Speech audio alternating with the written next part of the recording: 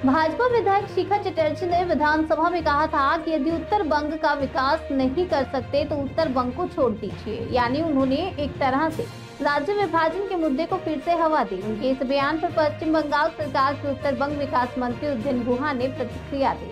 उन्होंने कहा कि भाजपा की राजनीति का मूल ही विघटनकारी नीतियों पर आधारित है।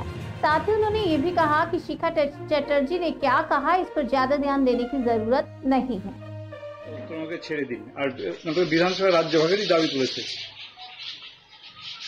শিখা চ্যাটার্জি বলে পশ্চিমবাংলায় কোনো মুখ্যমন্ত্রী আছে সেটা আমার জানা নেই।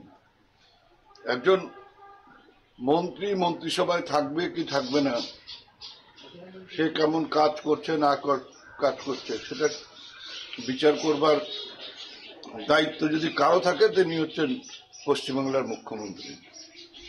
আজ পর্যন্ত মাননীয় মুখ্যমন্ত্রী মমতা বন্দ্যোপাধ্যায় আমাকে আমার দপ্তরের কাজকর্ম নিয়ে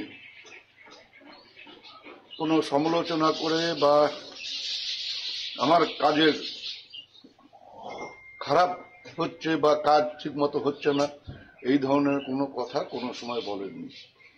তাই শ্রীমতী শিখা চ্যাটার্জি কি বললেন না বললেন তাতে আমাদের কিছু যায় আসে না।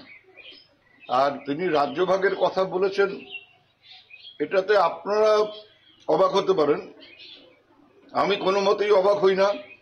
কারণ যাদের রাজনীতির মূল মন্ত্র হচ্ছে সাম্প্রদায়িকতা, বিচ্ছিন্নতাবাদ, তারা এই ধরনের কথা বলবে, এটা তো স্বাভাবিক ব্যাপার। ওনাদের উন্নয়নের কথা নেই, মানুষের পাশে দাঁড়াবার কথা নেই।